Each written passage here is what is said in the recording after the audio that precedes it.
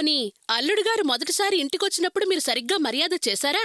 చెయ్యకపోగా అతన్ని అవమానించి పంపించారు. భార్యాభర్తలిద్దరూ ఇంటికొస్తే వాళ్ళిద్దరినీ పంపించకుండా మీరు రోజులు గడుపుతుంటే ఆ భాగ్యం ఇంటి మీదకొచ్చి గొడవ చేసి మరీ కొడుకుని కోడల్ని తీసుకెళ్ళిపోయింది. మీరు మొదట్నుంచి ఆవిడ్ని మర్యాదగా చూడకపోవడం వల్లే ఆవిడ మీ మీద పగ పెంచుకుంది. మీ మీద పగ తీర్చుకోవాలనే పాపం అర్చన జీవితాన్ని నాశనం చేస్తోంది అత్తయ్య. అంటే ఆవిడే తప్పు చెయ్యలేదు, తప్పంతా నాదేనంటావు. ఎప్పట్లా నేనే తప్పు చేశానని నువ్వంటున్నావా? లేతే ఇక్కడున్న వాళ్ళ అభిప్రాయం కూడా అదేనా? వరలక్ష్మి, ఎందుకు అనవసరంగా ఏవేవో ఊహించుకుంటావు? జరిగిన దానికి కారణం నువ్వా లేక ఆవిడ అన్నది ముఖ్యం కాదు. అర్చన అల్లుడు గారు కలిసి ఆనందంగా జీవించడమే ముఖ్యం. దానికేం చేయాలో ఆలోచిద్దాం. ఇందులో ఆలోచించడానికి ఏముందండి? నేను ఎంతో మంది సిద్ధాంతులకు చూపించిన తర్వాత ఈ పెళ్లికి ఒప్పుకున్నాను. ఎవరూ ఒక్క మాట కూడా మార్పుగా చెప్పలేదే. అన్ని పొంతనలు సవ్యంగానే ఉన్నాయి. సంతాన భాగ్యం చక్కగా ఉంది. పాలు పొంగినట్లు ఆ ఇంట్లో ఐశ్వర్యం పొంగుతుందని చెప్పారండి. అప్పుడు నాకు చెప్పిన సిద్ధాంతిది అబద్ధమా, ఆవిడకి చెప్పిన సిద్ధాంతిది అబద్ధమా? అది తేల్చండి ముందు. అదే కదా విషయం. అది క్లియర్ చేసుకుంటే సరిపోతుంది. ఓ పని చేద్దామండి. నేనడిగిన సిద్ధాంతి దగ్గరికి వద్దు, ఆవిడడిగిన పెద్ద సిద్ధాంతి దగ్గరికి వద్దు. మరెవరైనా సిద్ధాంతికి జాతకాలు చూపిద్దాం. అప్పుడు వారేం చెప్తారో చూద్దాం. అమ్మో, అది జరిగిందంటే నేను దొరికిపోతాను. ఇప్పుడెలా? అమ్మ చెప్పింది రైటే, అలాగే చేద్దాం నాన్న. అయ్యయ్యో అత్తయ్య, మనం 100 మంది సిద్ధాంతులకు చూపించినా అందరూ ఒకటే మాట అంటారు, జాతకంలో ఎటువంటి లోపం లేదు, వెంటనే శోభనం జరిపించొచ్చు అని.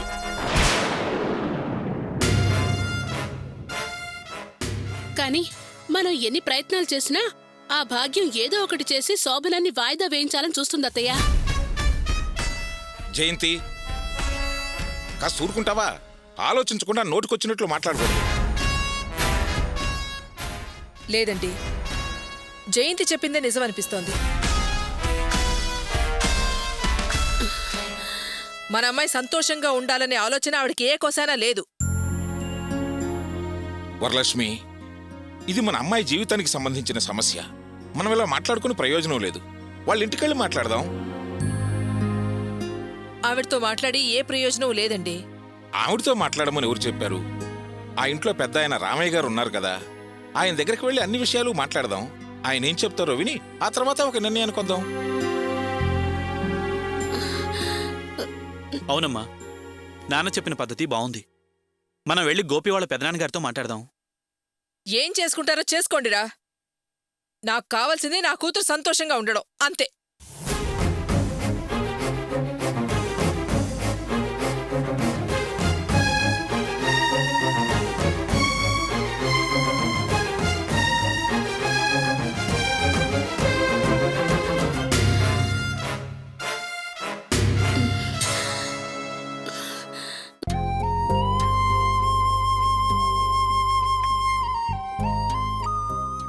ఏమిటే సమాధానం చెప్పకుండా మౌనంగా కూర్చున్నావు? ఇంకా ఏమిటే నీ కన్ఫ్యూజన్? అవునే, వాసు నువ్వు పెట్టిన అన్ని టెస్టులలోనూ పాస్ అయ్యాడు కదా. ఇంకేమిటే నీ ఆలోచన? నువ్వెలా ఉండాలని కోరుకున్నావో అంతకన్నా మంచివాడుగా మారిపోయాడు. నీ మాట కట్టుబడి ఇంతవరకు నిన్ను కలవకుండా నీతో ఒక్క మాటైనా మాట్లాడకుండా ఉన్నాడే, అతను నీ మీద ఎంత అభిమానం పెంచుకున్నాడో అర్థం చేసుకోవే. అంతేకాదే, ఆ రోజు నీకు వేలాకోలంగా ఇచ్చిన చెక్కు కోసం కష్టపడి సంపాదించిన డబ్బులో నెలకు 1000 రూపాయలు ఇస్తున్నాడంటే మాట నిలబెట్టుకోవాలని ఎంత తపన పడుతున్నాడో నీకు తెలియడం లేదు. నువ్వు నీ బర్త్డేకి మాత్రమే అనాథ శరణాలయానికి వెళ్తావు, కానీ వాసు తీరికున్నప్పుడల్లా వెళ్ళి ఆ పసివాళ్లకు తన ప్రేమను పంచుతున్నాడే. అంతెందుకే, చివరిగా పెట్టిన టెస్ట్లో నేను అతని దగ్గరికి వెళ్ళి నిన్ను ప్రేమిస్తున్నాను అంటే అతనెంత ఓర్పుగా సహనంగా సమాధానం చెప్పాడో విన్నావుగా. అతనెంత డీసెంట్గా మారిపోయాడో అప్పుడే అర్థమైంది. ఒక మంచి మనిషికి కావలసిన గుణాలన్నీ ఇప్పుడు వాసులో ఉన్నాయే. అతన్ని నువ్వు యాక్సెప్ట్ చేసినా చెయ్యకపోయినా చివరి వరకు తన మనసులో నువ్వే ఉంటావని ఎంతో స్ట్రాంగ్గా చెప్పాడే. ఇంకా నువ్వు లక్ష్యం సంవత్సరం పాటు కలవకూడదు అంటూ మూర్ఖంగా మాట్లాడితే ఒక మంచి మనిషిని మిస్ చేసుకున్నదానివవుతావు. బాగా ఆలోచించుకో, ఒక మంచి నిర్ణయం తీసుకో.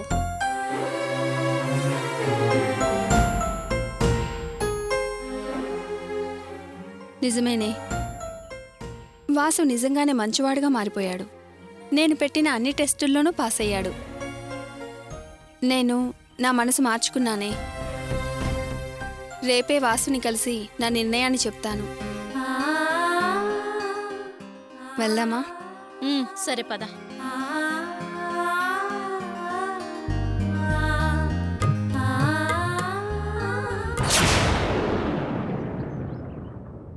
చూస్తా, దీనంతు చూస్తా.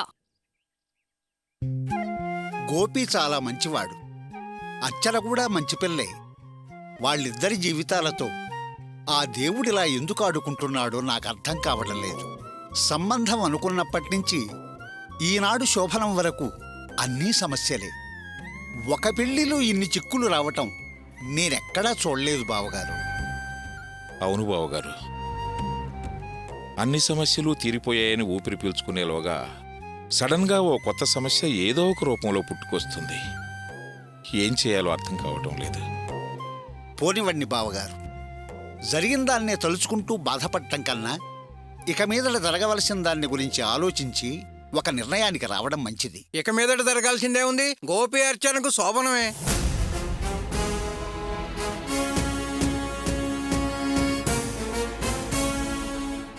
ఏంటన్నయ్య అలా చూస్తావు? నా ప్రాణం పోతుందనేగా సిద్ధాంతి చెప్పాడు. నా ప్రాణానికేం భయం లేదన్నయ్య. నా గోపి సంతోషంగా ఉండాలి, నాకు అదే కావాలి. అందుకని ఈ రాత్రికే శోభనం ఏర్పాటు చేద్దాం. రే, ఇది క్షణాల్లో నిర్ణయం తీసుకునే విషయం కాదురా. అందుకేగా మేమంతా మాట్లాడుతున్నాం. నువ్వు కాసేపు నోరు మూసుకో. అందరూ కూర్చుని మాట్లాడటానికి ఇదేం ఇండియా పాకిస్తాన్ బోర్డర్ సమస్య కాదు. రే, వేళాకోళం కాదు, ఇది నీ ప్రాణానికి సంబంధించిన విషయం రా. ఏంటన్నయ్య నువ్వు కూడా భాగ్యంలా అలా మాట్లాడతావేంటి?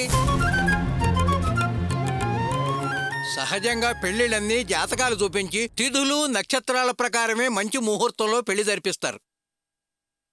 కానీ వాళ్ళందరూ నిండు నూరేళ్లు ఏ సమస్య లేకుండానే జీవిస్తున్నారా?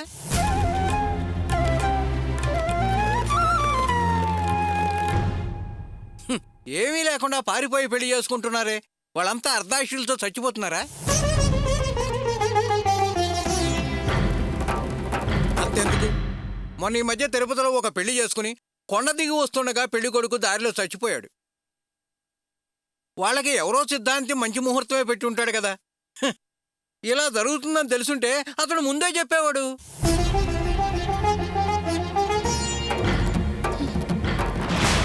అందుకని ఎవరూ ఏమీ ముందే చెప్పలేరన్నయ్య. అంతా విధి ప్రకారమే జరుగుతుంది. ఎవరు చావు ఎప్పుడు అనేది ఎవరికీ తెలియదు.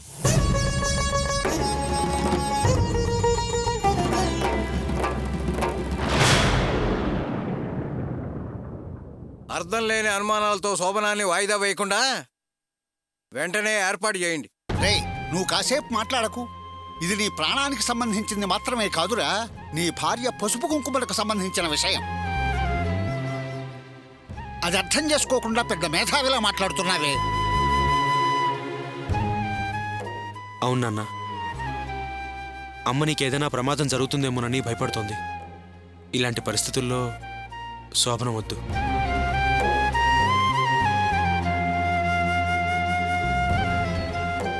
అమ్మ చెప్పినట్టుగానే ఒక 6 నెలలు వాయిదా వేద్దాం. అమ్మని బాధ పెట్టి నేను సంతోషంగా ఉండలేను. బావగారు, మీ నిర్ణయం చెప్పండి. అది మమ్మల్ని అడిగితే మేమేం చెప్తాం చెప్పండి? మేము సిద్ధాంతిని అడిగాం, మీరు సిద్ధాంతిని అడిగారు. మా సిద్ధాంతి చెప్పని ఒక విషయాన్ని మీ సిద్ధాంతి చెప్పారు.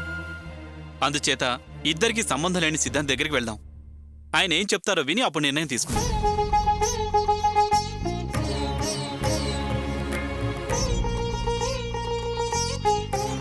కానీ అలా చేయడం కరెక్ట్గా ఉంటుందంటారా?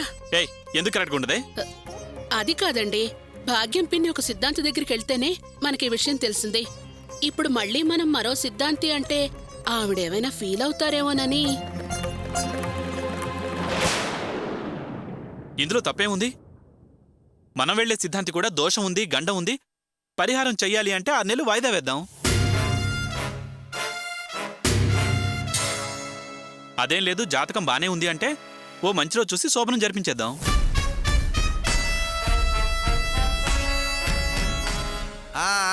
అల్లుడు గారు చెప్పిన ఐడియా బాగుంది. పదండి, వెంటనే సిద్ధాంత్ దగ్గరికి వెళ్దాం. రే, నిన్ను ఊరుకోమన్నానా? గోపి, నువ్వేమంటావు? వద్దు పెద్దన్న, నాకిష్టం లేదు.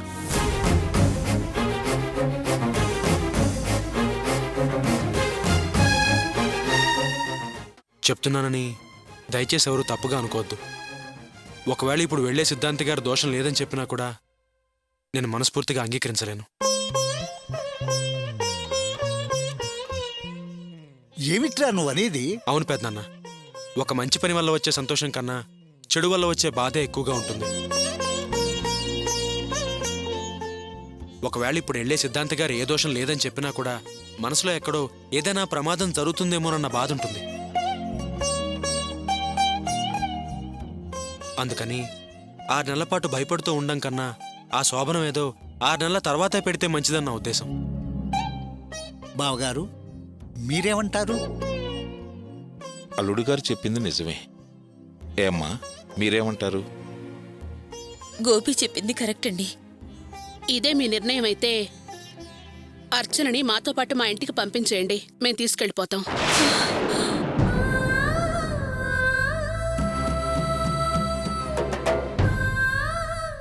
ఏయ్ బుద్ధుండే మాట్లాడుతున్నావా? అందుక మనం ఇక్కడికి వచ్చింది? అందుకోసం మనమేం రాలేదండి. కానీ వాళ్ళు వాళ్ళ నిర్ణయం చెప్పాక మనం మన నిర్ణయం చెప్పాలిగా. జయంతి, ఏమిటమ్మా నువ్వు మాట్లాడేది? ఏమ్మా, ఇన్ని రోజుల తర్వాత వాళ్ళిద్దరూ కలిసి ఉంటున్నారు, ఇంతలోనే విడదీయాలని చూస్తావేంటి? అయ్యో, నేనేం తప్పుగా అనడం లేదండి. గోపి అర్చన ఇద్దరు చిన్నవాళ్లు, అందులోనూ వయసులో ఉన్నవాళ్లు. తొందరపడి రేపేదైనా తప్పు జరిగిందంటే పాపం బాబాయ్ గారి ప్రాణాలకే అపాయం.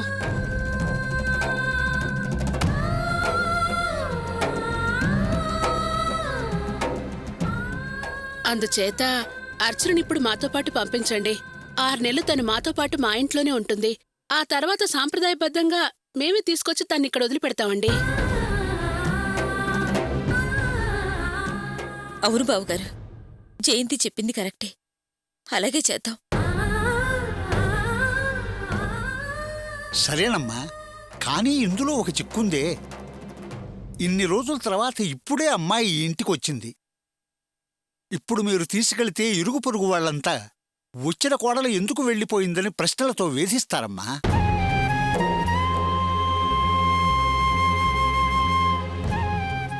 అలాగే మీ ఇరుగు పొరుగు వాళ్ళు కూడా అత్తారింటికెళ్ళిన పిల్ల 2 రోజులు తిరగకుండానే తిరిగొచ్చేసిందని తప్పుగా మాట్లాడుకుంటారు. అలా తప్పుగా మాట్లాడుకునే వారికి ఏమీ చెప్పలేం గదా. ఇది అందరికీ చెప్పుకోలేం. అందుచేత అర్చన ఇక్కడుండటమే మంచిదమ్మా.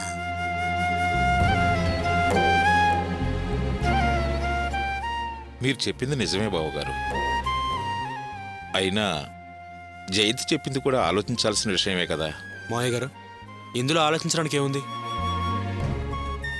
ఇది మా నాన్న ప్రాణాలకి సంబంధించిన విషయం. నేను అర్చన ఏం చిన్నపిల్లం కాదు. ఎలా ఉండాలో మాకు బాగా తెలుసు. మీరెవరూ భయపడాల్సిన అవసరం లేదు.